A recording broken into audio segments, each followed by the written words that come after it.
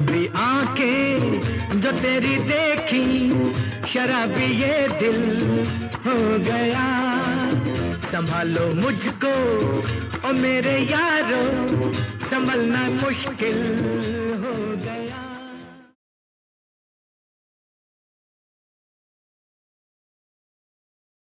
मैं एक बहुत ही साधारण से परिवार से थी, और जैसे कि एक हर लड़की सपना देखती है कि मेरे सपनों का राजकुमार आएगा और मुझे बहुत ही प्यार से लेके जाएगा, उसी तरह मैं भी ठीक सपने देखती थी कि मेरे भी लिए कोई एक सपनों का राजकुमार आएगा। जैसे जैसे मैं बड़ी होती गई, एक दिन वो आ गया, और उस दिन जब ये मुझे देखने आए तो फर्स्ट जब मैंने उनको देखा, पहली बार देखा, तो मुझे लगा कि यार ये तो बहुत लल्लू है, ये मेरा सपनों का राजकुमार कैसे हो सकता है। जैसे जैसे धीरे धीरे हम बैठे, बातचीत की, थोड़े से मिले, तो मुझे ठीक ठाक लगे।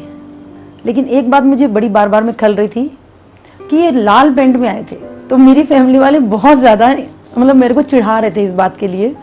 तो मैं सोची कि यार ये कैसे मेरा राजकुमार हो सकता है। बट एट द एंड सब कुछ बातचीत करने के बाद में और ठीक ठाक हो गया, और मुझे ये पसंद आ गई, और इस तरह से हम दोनों का रिश्ता हो गया। उसके बाद हमारी जर्नी स्टार्ट हुई, हमारी शादी हुई। शादी के बाद कुछ बातें ऐसी थी जो इनको मेरी पसंद नहीं थी, और कुछ बातें इनकी थी जो मुझे पसंद नहीं थी। बहुत झगड़ते थे शुरू शुरू में, काफ़ी दोनों का टाइम लगा तालमेल बिठाने में, बट एट द एंड आज मैं इनके साथ में बहुत खुश हूँ। ये बहुत ही चार्मिंग है, बहुत ही भोले से हैं, और मुझे इनकी जो भोलेपन वाली अदा वो बहुत अच्छी लगती है। थोड़े सीधे हैं, बट जैसे भी हैं अच्छे हैं।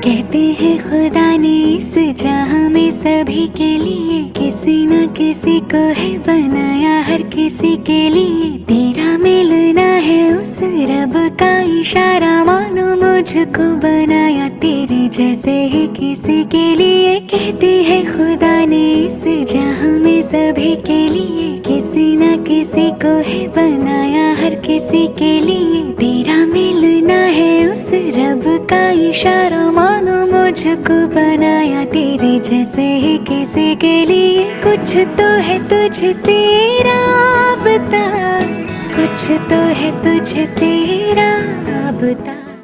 जब मैं मेरी वाइफ को पहली बार देखने गया तब मुझे इस चीज़ का एहसास ही नहीं था कि ऐसा होता है। ये चीज़ें सब मेरे लिए नई थी। आज घर में सब खुशी थी, सब बोले लड़की देखने जाना है, तो उनके साथ में गया, लड़की देखा, मुझे अच्छी लगी। मैं उसको ना तो हाँ कर सकता था ना कर सकता उस मोमेंट पे। एक ज़िंदगी का बहुत बड़ा डिसीजन ही ना था, तो उसके हिसाब से कुछ सोचा, फिर 2-4 दिन का टाइम लिया, फिर सोचा तो हर एंगल से देखा कि वाइफ मेरे लिए शूट कर रही है, मेरे रिक्वायरमेंट के हिसाब से है। मुझे काफ़ी कुछ उसमें मेरे हिसाब की चीज़ें लगी। उसको देख के फिर घर वाले बार बार पूछ रहे थे तेरा क्या मन है, तो मेरा जवाब था लाल किला बिक गया। तो उसके बाद घर वालों ने बात की, और जब मैं उनसे मिला तो मैं भी बात की मेरी वाइफ से, तो उसको भी मैं अच्छा लगा। इस ढंग से हमारी स्टार्टिंग हुई। आहटे कैसी है आहटे, सुनता हूँ आजकल है दिल बता, दस्तके देते हैं दस्तके, क्यों अजनबी से पल है दिल बता। कुछ तो है जो नींद आए कम, कुछ तो है जो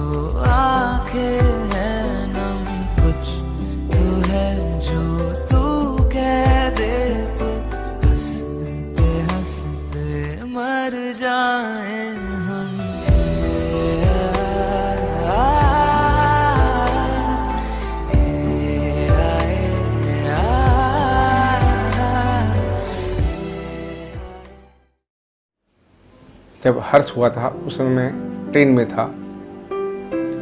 मैं जब उसके डिलीवरी टाइम पर मुझे पता भी नहीं कि मेरे बेटा हो गया है, ये मालूम था कि बच्चा होने वाला है। मैं जब दिल्ली से बॉम्बे गया, स्टेशन पे मेरे भाई मुझे लेने आए और रास्ते से लेके घर तक सब मुझे छेड़ते हुए, भाई तो बापू बन गया है, मेरे मजाक उड़ा रहे थे। तो मेरे को फिर भी विश्वास नहीं हो रहा था। मैं देखा ये मजाक कर रहे हैं, ये सब मुझसे बधाई मांग रहे थे। मैं जब घर पहुंचा तो घर में खुशी का माहौल था। मम्मी, दादी और परदादी सारे खुशी के माहौल में, और सारा परिवार, चाचा चाची, सारे खुशी के माहौल में मेरे से बधाई मांग रहे थे। और जब मैं हर्ष को लेकर पहली बार देखा और साथ में वाइफ को देखा तो बहुत ही खुशी हुई। उस खुशी को मैं बयान नहीं कर सकता।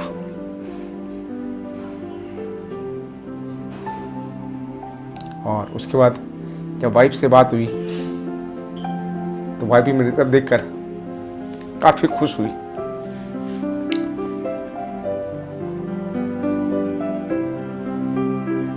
तो ये बहुत ही अच्छा पल हमारे लिए ज़िंदगी का था। वो पल ज़िंदगी में दोबारा नहीं आ सकता है, इस चीज़ का एहसास है। और जैसे जैसे हर्ष बड़ा हुआ उसमें भगवान ने सब हुनर दिए, पढ़ाई में होशियार। और हर माँ बाप की इच्छा होती है कि उसका बच्चा खूब पढ़े लिखे आगे बढ़े। वो घर से दूर भी रहा 4 साल। जब वो आईटीशन बन के आया तो मेरी खुशी का ठिकाना नहीं रहा। I am one of the proud father of आईटीशन। जी बहुत ही चार्मिंग है, बबली है, उसने हमारी लाइफ को कंप्लीट किया। वो एक नन्ही परी आई जब मेरी लाइफ में, तो मुझे लगने लगा कि हाँ अब मेरा परिवार पूरा हो गया है और जिस एक चीज़ की कमी थी वो पूरी हो गई है। वो दिल से बहुत ही भोली है, लेकिन वो मुझे जितना जानती है कोई नहीं जानता। वो मुझे रोते हुए को हंसा देती है, उसके अंदर ये कला है। बहुत ही भोली है, इनोसेंट है वो। और दोनों बहन भाई मतलब जब मिलते हैं ना तो एक घर में इतना खुशनुमा माहौल हो जाता है।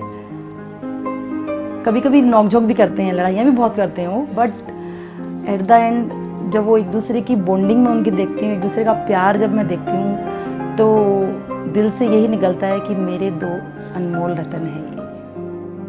Excitement level is totally very high right now. Excitement से ज़्यादा टायर्डनेस आ चुकी है। लास्ट 1-2 महीने में इतना हम लोगों ने चीज़ें प्लान करी है, और सबसे बड़ा जो सरप्राइज जो हमने मम्मी पापा के लिए जो प्लान किया है वो ये है कि देयर इज़ नो सरप्राइज, क्योंकि वो लोग ऑलरेडी इतना हर चीज़ में दे आर इन्वॉल्व। तो बहुत ही ज़्यादा हाँ प्रिपरेशन लेवल बहुत अच्छा है हम लोग का, कि हम लोग ने अपनी तरफ से बेस्ट कोशिश कर रहे हैं कि जो हम चीज़ 25 ईयर्स बैक हमने मिस किया वो हम दोबारा से क्रिएट कर सकें। एग्जैक्टली हर बच्चे की कंप्लेन होती है कि उसने अपने मॉम डैड की वेडिंग नहीं देखी होती, बट इस 25th जो हम सेलिब्रेट कर रहे हैं इससे हमारी सारी कंप्लेन दूर हो गई है और हम इसे एग्जैक्टली ऐसे ही मतलब लिव कर रहे हैं जैसे मॉम डैड की शादी हो रही हो।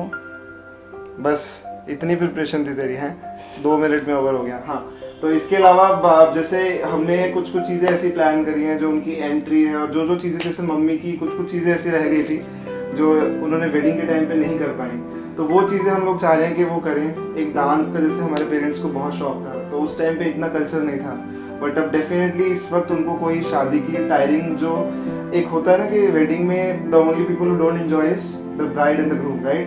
बट यहाँ पे हमने वो चीज़ इंश्योर करी है कि वो सारा बर्डन हम लोग लेंगे and we are just making everything and आगे और हमें तैयारियां करनी है, पता है आपको। अच्छा